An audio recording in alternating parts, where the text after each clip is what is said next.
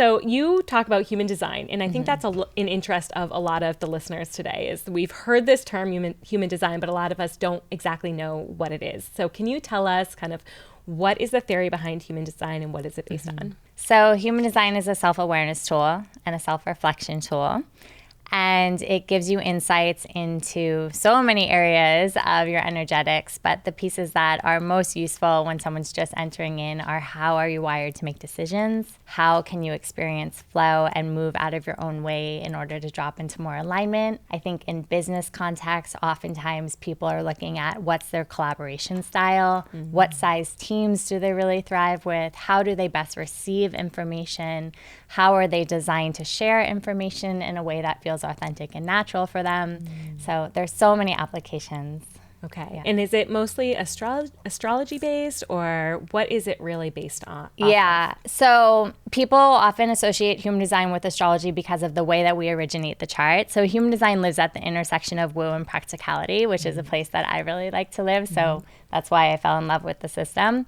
So it is derived from your birth date, time, and location. Okay. So that's the piece that is closely linked to astrology, and it does map the astrological transits at the time of your birth. Okay. And it's also a synthesis of so many other systems. So it uses the Kabbalah tree of life, the Hindu chakra system.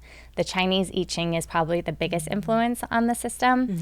And so it takes all of these different ancient wisdoms and it synthesizes them together to give you what's called a body graph chart, which then when I'm looking at it, it's a unique map of the energetics of the person sitting in front of me.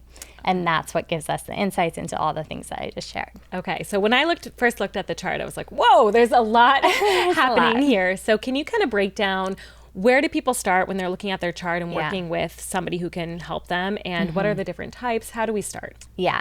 So the most common place to start is with type. And it's an archetypal system. There's 5 main archetypes. And there's so much nuance that lives beyond and below and within each archetype. So don't get hung up on the fact like I'm a generator, I'm like every other generator. It couldn't be furthest from the truth. The magic of the system is that it shows exactly what's unique about you and gives you a way to orient and relate to yourself. Okay. And we have to start somewhere, so we start with type. So the 5 types are called generators. You're a generator. I'm a generator. And I'll go through each one, and then we can circle back and go into a little bit more detail. So our generators are builders. They are people that are here to sustain efforts over time. They are full of energy when they are in alignment. Then we have our manifesting generators who share so much and similar with generators.